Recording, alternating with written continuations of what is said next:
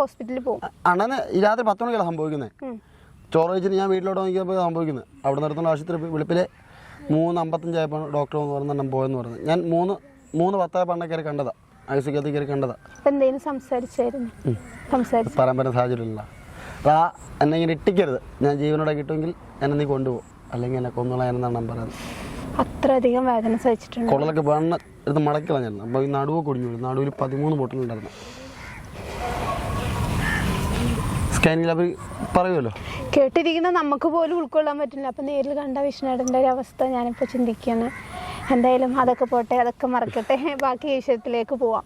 അപ്പോൾ വിഷ്ണുവേട്ടാ, ഇപ്പം നമ്മൾ ഉണ്ണിക്കുട്ടൻ്റെ വിഷ്ണുവേട്ടനെ ഇഷ്ടപ്പെട്ട ഒരു സ്വഭാവം എന്താണ്? പുള്ളിക്കാരൻ അങ്ങനെ കലാപവും നല്ലടാ. പുള്ളിക്കാരനടുത്ത് കലാപവും അങ്ങനെ ഒരു കാലത്ത് വൈരാഗ്യവും ദേഷ്യമൊന്നും അല്ല. പുള്ളിക്കാരൻ ചില കാര്യങ്ങൾ വാശിയുണ്ട്. പുള്ളിക്കാരൻ മേല് വയ്ക്കുന്ന പുള്ളിക്കാരൻ ഇഷ്ടമല്ല. പുള്ളിക്കാരൻ തിന്നാനും കുടിക്കുന്ന സമയത്ത് കൊടുക്കണം. പട്ടിണിയും വിശപ്പും ഉറക്കവും സഹിക്കൂല. ഇത് മൂന്നും വേണം. പുള്ളിക്കാരൻ ഉറക്കവും വെള്ളവും തീറ്റി നിർബന്ധമായി. അത് കൊടുക്കാതെ ഏത് പാപ്പാനാണെങ്കിലും കയ്യിലെടുക്കാന്ന് വിചാരിച്ചാൽ നടക്കില്ല, പരിപാടി നടക്കൂല. നീ എന്നെ തല്ലിക്കുക, നീ എന്നെ വെട്ടിപ്പൊളിച്ച 52 കത്താളിന് വെട്ടിപ്പൊളിച്ച പാടായിരുന്നു. അന്ന് ആനെ നോക്കിയത് അരുണെന്നുള്ള പയ്യനും ഇപ്പം നമ്മൾ ആറ്റിങ്ങിൽ കാളിദാസനായിരിക്കുന്ന മകേഷ്, നമ്മളെ മുതലാളിക്ക് എപ്പോഴും പാസ്സാണ്. ഇവർ 3 കൂടെ, അതായത് ഈ മകേഷ് ആറ്റിങ്ങിലാണ് മന്ദപ്പെടുന്ന വിളിക്കുന്നത്.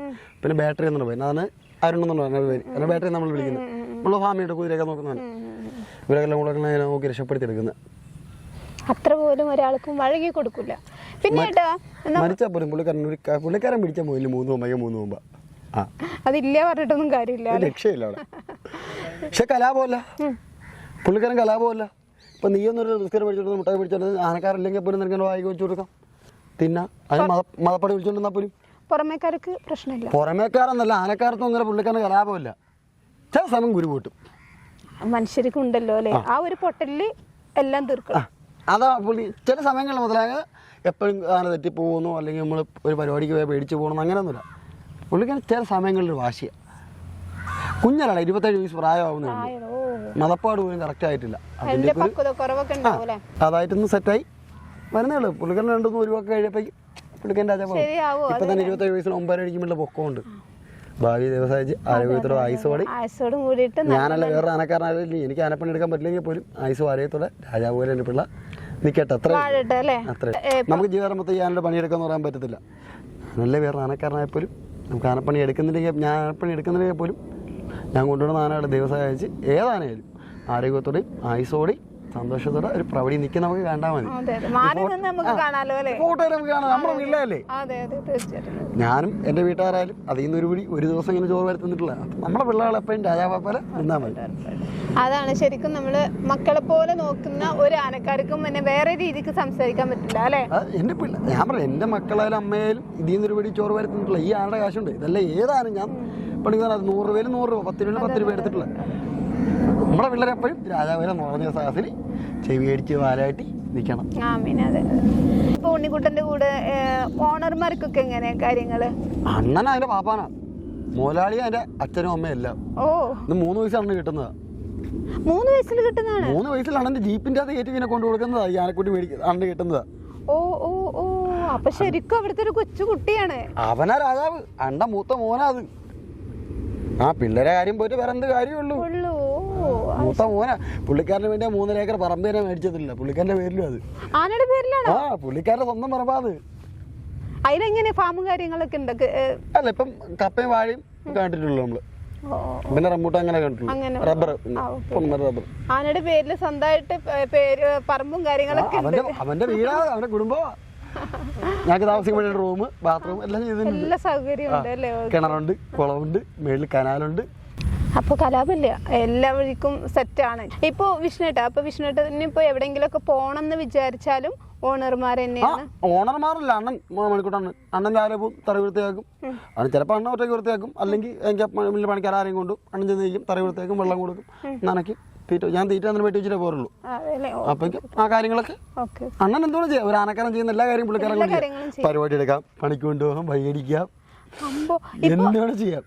അച്ഛനും മോനും അവര് അത് ശരി. ആനക്കാരുടെ ഭാഷയിലാണോ സംസാരിക്കുക അതോ അണ്ണൻ അണ്ണ മോനെ സംസാരിക്കുന്നില്ല, പിള്ളേരെ സംസാരിക്കും. ഒരു മോനും മോളും ആണുള്ളത്. അവരുടെ തെങ്ങടെ സംസാരിക്കുന്നു അതുപോലെ. അത് തന്നെ ഉണ്ണിക്കുട്ടൻ. ഉണ്ണിക്കുട്ടൻ മൂത്ത മോനാ ഉണ്ണിക്കുട്ടൻ. ഇളയ മോൻ രണ്ടാമത്തെ. മനസ്സിലാവും. ആന ഭാഷയിലൊന്നും വേണമെന്നൊന്നുമില്ല. അങ്ങനെ എന്ത് പറഞ്ഞാലും പുള്ളിക്കാരൻ അറിയാം. പുള്ളിക്കാരൻ പൂർണ്ണപരം മലയാളം അറിയാം. ആനക്കുട്ടിക്ക് പൂർണ്ണപരം 3 വയസ്സ് വന്നതാണ്. ബോധം ഉദിക്കുന്ന മുമ്പേ വന്നതാ. അപ്പൊ നമ്മളുടെ ഇടയിൽ കിടന്ന് വളർന്നുകൊണ്ട് എന്ത് പറഞ്ഞാലും പച്ച മലയാളം. ചീത്ത വിളിച്ചാൽ പോലും പുള്ളിക്കാരൻ അറിയാം. ആ പച്ചക്ക് ചീത്ത വിളിച്ചാൽ പോലും പുള്ളിക്കാരൻ ഇതാണ് ചീത്തയെന്ന് പുള്ളിക്കാരൻ തിരിച്ചറിയാം. അത് ശരി. അവൻ ആനയുടെ ഉണ്ണിക്കുട്ടൻ ആനയുടെ ബുദ്ധി എന്നല്ല പിന്നപ്പാ മനുഷ്യന്റെ ബുദ്ധിയാ. അതിനെ സീഡി ഉണ്ണിക്കുട്ടനാണ് വിളിക്കുന്നത്. നീ മനസ്സിൽ കാണുന്ന പുള്ളിക്കാരൻ മാനത്ത് കാണും. നീ ഇപ്പോൾ നമുക്ക് അവിടെ കൊണ്ട് കൊടുത്താൽ നിൽക്കും. പുള്ളിക്കാരൻ പറയും നീ അവിടെ അല്ല കൊടുത്താൽ മതി. പുള്ളിക്കാരൻ ഇവിടുന്ന് ഇവിടുന്ന് പറഞ്ഞു തരും. അങ്ങോട്ട് വന്നോളൂ. അങ്ങനെയുള്ള ചിന്ത.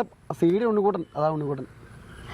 നിങ്ങളുടെ ഇടയിൽ ആനക്കാരുടെ ഇടയിൽ CID ആണ് അല്ലേ? പുള്ളിക്കാരൻ നല്ല കാര്യം അറിയാടാ. പുള്ളിക്കാരന് ഒരു ആനക്കാരൻ എന്താന്ന്, ഒരു ആന എന്താന്ന്, അടുത്തേക്കുന്ന ആനകൾ എന്താന്ന്, ഒരു പൂരപ്പറമ്പ് എന്താന്ന്, ഒരു പണി സൈറ്റ് എന്താന്ന്. പണി സൈറ്റിൽ പാളും വീടും പരമ്പൊന്നുമില്ല. ആന മാത്രമേ ഉള്ളൂ. കാട്ടിൻ്റെ അതാ പണിയുന്നത്. പുള്ളിക്കാരന് ഒരു അലിമ്പില്ലാതെ പണിയറിയാം. 10 ആൾ കൂടി ഇരിക്കുന്നിടത്ത് പുള്ളിക്കാരൻ 55 പണിയറിയാം. എല്ലാ പരിപാടിയും പുള്ളിക്കാരൻ അറിയാം. 18 അടവും പഠിച്ചിട്ടാണ് ആനയായിട്ട് വന്നിട്ടുള്ളത് തോന്നുന്നു അല്ലേ? അവിടെ പുള്ളിക്കാരൻ അറിഞ്ഞൂടാത്ത ഒരു പരിപാടി ഇല്ലടാ. അത് ശരി. Okay okay okay. അപ്പൊ ഞാൻ ചോദിക്കട്ടെ, ഇപ്പൊ കെട്ടിയഴിക്കുക എന്നൊരു ഒരു ചടങ്ങുണ്ടല്ലോ നിങ്ങളുടെ ആനക്കാരുടെ ഇടയിൽ. അപ്പൊ അതൊക്കെ എങ്ങനെയാണ്? പുള്ളിക്കാരന് കെട്ടിയഴിപ്പ് സത്യം പറഞ്ഞില്ല. ഇല്ല ഇല്ല. കെട്ടിയഴിച്ച് കയറാൻ നിന്ന പുള്ളിക്കാരൻ നിന്ന് അടി മേടിച്ച് ശരീരം മൊത്തം മുറിച്ച് നശിപ്പിച്ച് കഴിക്കാൻ നമുക്ക് പറ്റുള്ളൂ. പുള്ളിക്കാരന് പണിയിപ്പാണ്. മേളിൽ കയറി പണി, തടി പിടിക്കുക, വഴിയടിക്കുക, മൂട്ടിയാനെ വെള്ളം കൂടെ, അതൊക്കെയാണ് പുള്ളിക്കാരൻ്റെ ഒരഴിപ്പ് പറയുന്നത്. പുള്ളിക്കാരൻ കെട്ടിയഴിപ്പ് പുള്ളിക്കാരൻ ഇഷ്ടമല്ല. കെട്ടിയഴിച്ച് കയറുന്ന പുള്ളിക്കാരൻ മുട്ടായി തരഞ്ചി.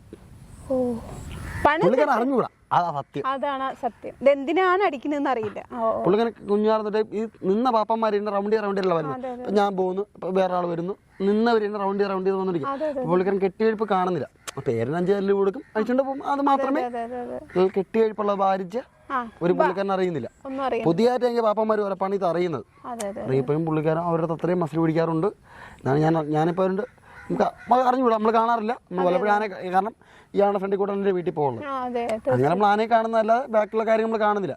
ഇപ്പം ഈ ആനക്കുട്ടിക്ക് വന്ന ശേഷം കൊണ്ട് നമ്മളതിൻ്റെ സ്വഭാവം അറിയുന്നു തുടങ്ങിയത്. പണ്ട് ഇരിക്കപ്പോൾ പണ്ടത്തെ രീതിയല്ല. അന്ന് കുഞ്ഞല്ലേ. പുള്ളിക്കാരന് 13 വയസ്സും എനിക്ക് 16 വയസ്സും 17 വയസ്സും. ആ പ്രായത്തിൽ 2013 കാലഘട്ടങ്ങളിലെ ഈ ആനയ്ക്കാണ് നിൽക്കുന്നത്. രണ്ടുപേരും ചെറുതാണ്. പുള്ളിക്കാരന് 13 വയസ്സ്, എനിക്ക് 17 വയസ്സ്. 2013 കാലഘട്ടങ്ങളിൽ ആ ഫോട്ടോ എപ്പോഴും ഉണ്ട് കുഞ്ഞിലുള്ള ഞാൻ മേളിലിരിക്കുന്നത്. അത് ശരി. അപ്പോൾ ചേട്ടാ ഇപ്പോൾ എത്ര തവണ അവനിൽ നിന്ന് മാറിപ്പോയിട്ട് ഇരുന്നിട്ടുണ്ട്? ഞാൻ 3 ട്രിപ്പായി. ഇപ്പോൾ 15 കൊല്ലം കൊണ്ട് പുള്ളിക്കാരൻ ഞാൻ ബന്ധമുണ്ട്. എപ്പോൾ വിഷ്ണുട്ട് പോയാലും മനസ്സിലാവോ? പെട്ടെന്ന് ആനക്ക് തിരിച്ചറിയാം. നമ്മളവിടെ ചെന്ന് വീഡിയോ ഒരിക്കൽ പല കാര്യം സംസാരിച്ചിട്ടുണ്ടെങ്കിൽ ഇവനെനിക്ക് അറിയാമെന്നുള്ള ചിന്തപ്പാട് പുള്ളിക്കാരനുണ്ട്. പെട്ടെന്ന് നമ്മൾ ചെയ്യത്തില്ല. ആറിന് കൊണ്ടു വന്നിട്ട് നമുക്ക് കഴിച്ചോണ്ട് പോകാം. കാരണം പുതിയൊരു പാപ്പം 100 കല്ല് കൊടുക്കുമ്പോഴേക്കും ഞാൻ ഒരു 10 കല്ല് കൊടുത്താൽ മതി. അറിയാം, കാണപ്പം തന്നെ അറിയാം. പുള്ളിക്കാരൻ അറിയാമല്ലോ. നമുക്ക് പുള്ളിക്കാരൻ്റെ സ്വഭാവം അറിയാം. പുള്ളിക്കാരൻ എന്താ ചെയ്യുന്നതെന്നും ഏതാ ഉദ്ദേശിക്കുന്നത് നമുക്കറിയാം.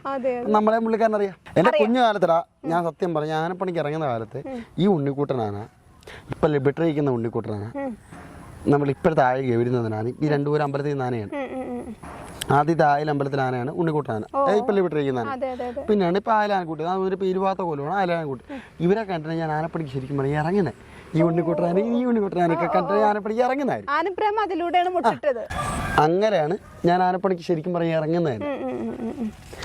അങ്ങനെയുള്ള ഗുരുവാനാണ് തോട്ടക്കാട് രാജശേഖരനാണ് ഇപ്പോഴും ഇപ്പോൾ. അങ്ങനെയാണ് ആനപ്രേമം വന്നത്. അതിലൂടെയാണ് ഈ പണിക്കൂടി ഞാൻ വരുന്നത്. ഞാൻ 12 വയസ്സിൽ ആനപ്പണിക്ക് ഇറങ്ങുന്നത്. കുഞ്ഞാറ് അമ്മ കൈയൊക്കെ പിടിച്ചിട്ടുണ്ടല്ലോ, നമ്മളെ വിടത്തില്ലല്ലോ. പിടി കാണുമല്ലോ.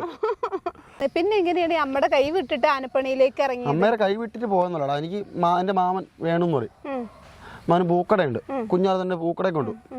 പൂക്കട പോകുമ്പോഴേക്കും പൂട്ടാൻ പറയും. ഞാൻ എപ്പോഴും പൂട്ടാൻ പോകുന്നതന്നെ. അടിപൊളിയായിട്ട് പൂ കിട്ടും സ്പീഡില്. അപ്പോഴേക്കും മാമനോടെ കടലൊക്കെ പോയി അങ്ങനെ കടത്തി പോകുമ്പോഴും മാമനും പൂവിട്ടെന്ന് പറയുന്നത് പൂരപ്പറമ്പ് അല്ലെങ്കിൽ ഉത്സവം അമ്പലപ്പറമ്പല്ലേ. എവിടെ ആനയുണ്ടല്ലോ. അവര് കൂടെ പോയിട്ട് പിന്നെയും കാണുന്നത് മൊത്തം ആനകളെയാണ്. അങ്ങനെ ടൈപ്പായി പോയതാണ്. എൻ്റെ ഒരു പണിയിൽ ആശാനെന്ന് പറയാൻ സത്യം പറഞ്ഞാൽ ഒരു പണിയെന്ന് പറയാൻ എനിക്ക് പഠിപ്പിച്ചു തന്നെ മാമന വേണു. ഓ ആ ചേട്ടന് ആനയും അല്ലല്ല ഒരു പൂട്ടം എന്നുള്ള പണി അതിൽ പണി എനിക്കൊരു അരി മേടിക്കാനുള്ള മാർഗം ഉണ്ടായിരുന്നത് ആദ്യം മാമനാണ് വേണമെന്നുള്ള ഒരു പേര് ചേർന്ന് താമസിക്കുന്ന 3 അനിയന്മാരുണ്ട് എനിക്ക്.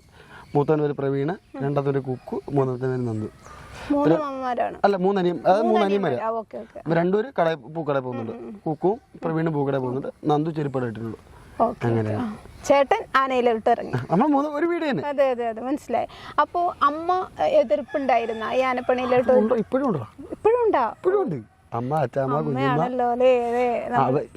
ഇത് ഓരോ ദിവസം ഓരോ വീഡിയോയിലുള്ള കാണുന്നേ. തീർച്ചയായിട്ടും തീർച്ചയായിട്ടും.